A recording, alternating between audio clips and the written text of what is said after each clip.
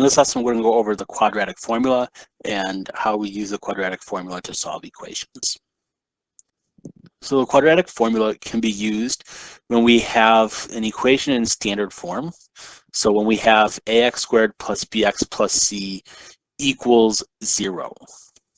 This part right here is important. Your equation needs to say equals 0 in order to use the quadratic formula. And then as long as it's in this form, you can use the quadratic formula to solve your equation for you. The quadratic formula is x equals negative b plus or minus the square root of b squared minus 4ac all divided by 2a. Be very careful. All of this gets divided by 2a. So we'll identify our a, b, and c, and we'll just plug them into the formula. And this will solve basically your equation for you. So these are the steps. You don't have to write these steps out, but just so you kind of see what we're going to do is first we're going to identify what our a, b, and c values are. Then we're going to plug those into the quadratic formula.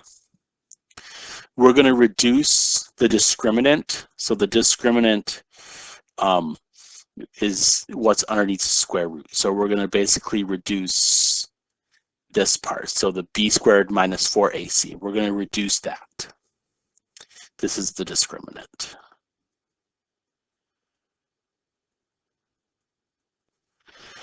Then if the square root's negative, you won't have any real solutions. You will have imaginary solutions.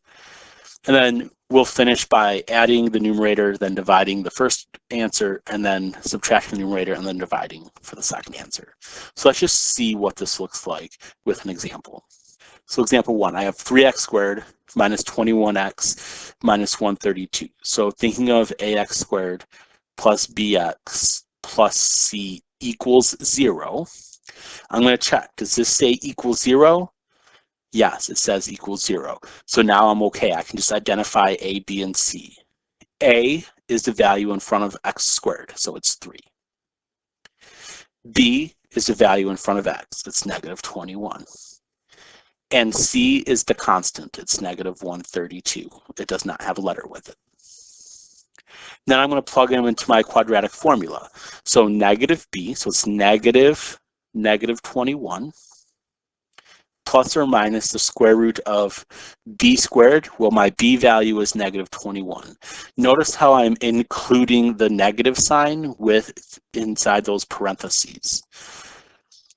Minus 4 times a, my a value is 3, and my c value is negative 132. All divided by 2a, and my a was 3. Now, you're just simplifying everything. So negative 21, double negative becomes positive, so that's just 21. Plus or minus the square root of negative 21 squared means to do negative 21 times negative 21. That is 441. And then I'll do negative 4 times 3 is negative 12. And then I'll do negative 12 times negative 132, which gets you, that would be positive 1,584. All this gets divided by 2 times 3, which is 6. So this will be 21 plus or minus the square root of 441 plus 1584 is 2025. And then we're going to divide that by 6. So x equals 21 plus or minus.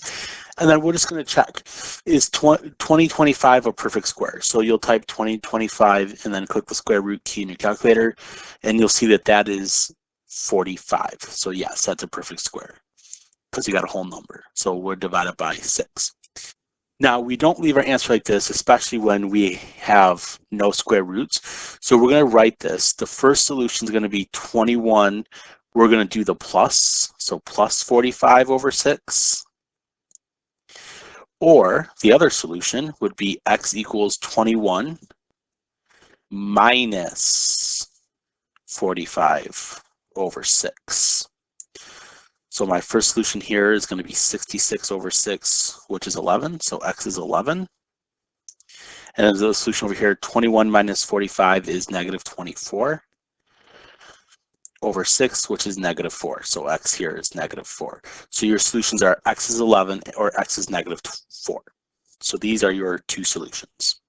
Example 2, we have 5x squared plus x minus 2. Again, this says equals 0, so I am all set there. Now we identify a, b, and c. So a is the number in front of x squared, it's 5.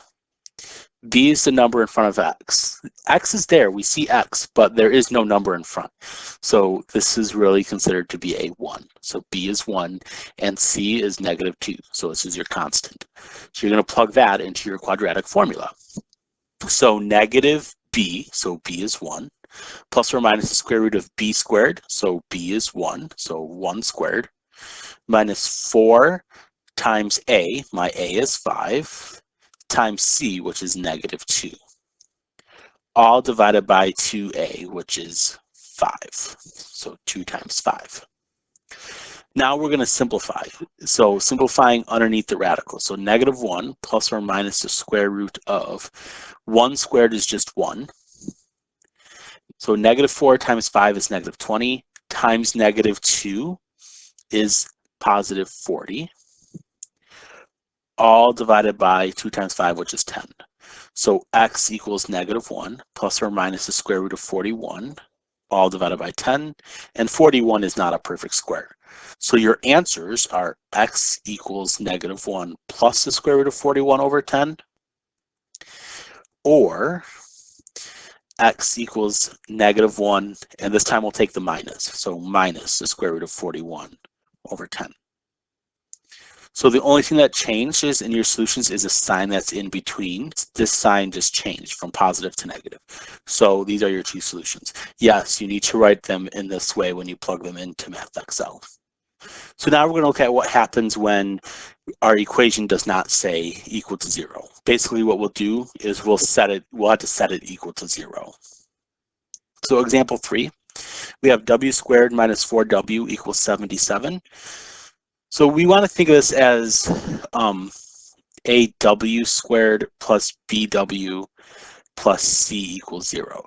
So think of it in the same way as if these were x's, but we have w's now, and that's fine. We can handle it the same way.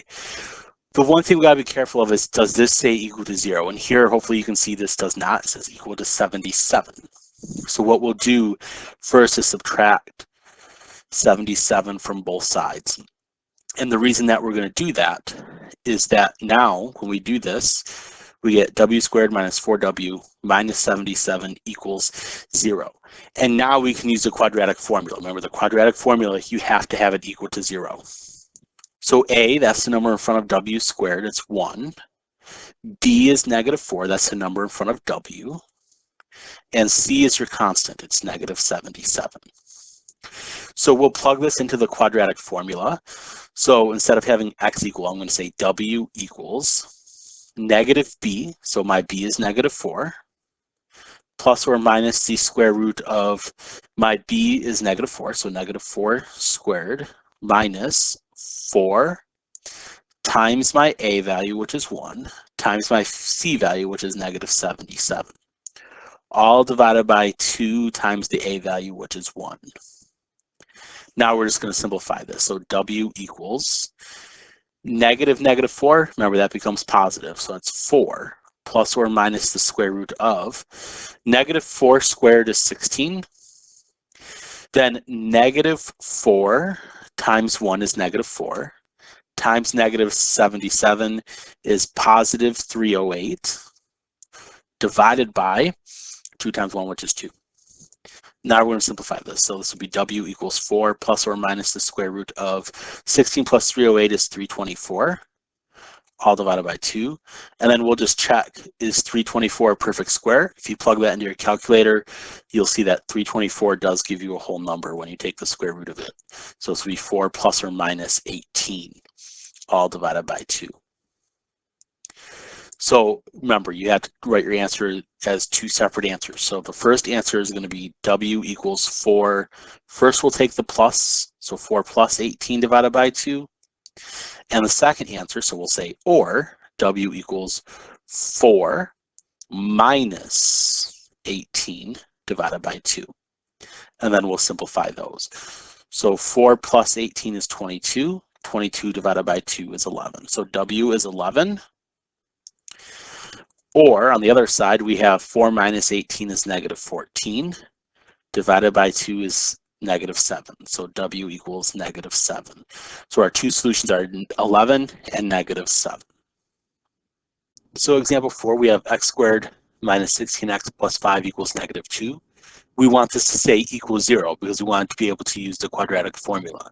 So if we want this to stay equal to 0, we're going to need to move this negative 2 to the other side. So we'll add 2 to both sides first. So this would be x squared minus 16x plus 7, 5 plus 2 there, equals 0.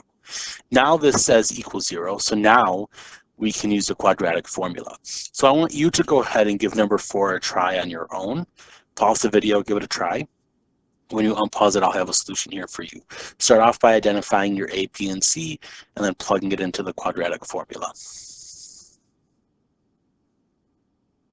So hopefully you gave this one a try. When you plugged in everything, you would have had negative 16 plus or minus the square root of negative 16 squared minus 4 times 1 times 7, all divided by 2 times 1. So just plugging in your values for A, B, and C there. Then from there, it's just simplifying. So you'd get x equals negative 16 becomes positive 16 plus or minus the square root of 256 minus 28 divided by 2. Simplifying a little further, x equals 16 plus or minus the square root of 228 divided by 2. Now 228, I showed the work for this over here, but you need to reduce the square root. You need to reduce the radical. So 228 is divisible by 4. This is 4 times 57.